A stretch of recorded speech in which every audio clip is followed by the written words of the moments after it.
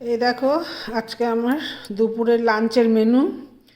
এই হচ্ছে ট্যাংরা মাছ, নুন হলুদ ভালো করে ধুয়ে নুন হলুদ মাখিয়ে রেখে দিয়েছি। এই হচ্ছে মাছের ঝোলের জন্য টমেটো, কাঁচা লঙ্কা, পেঁয়াজ। আর এখানে হচ্ছে বেগুন আর আলু। আর এখানে একটা ভাজা করব, মিক্সড ভেজিটেবল ফ্রাই। এটা হচ্ছে আলু ঝিরিঝিরি করে কেটে রেখেছি, এটা হচ্ছে বিনস, আর এটা হচ্ছে গাজর। এই সবটা দিয়ে একটা ভাজা করব। আর একটু ডাল বসিয়েছি, ছেলে ডাল ছাড়া খেতে পারে না, সেই জন্য ডাল করব, অল্প একটু ডাল করব।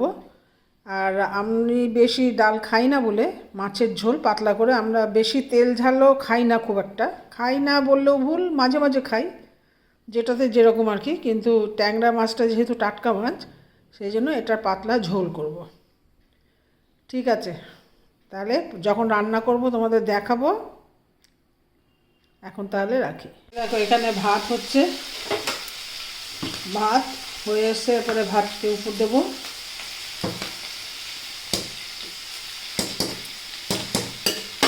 আর এখানে বসিয়েছি মিক্সড ভেজিটেবল ভাজাটা, যেটা তোমাদের সঙ্গে পাতা শেয়ার করি।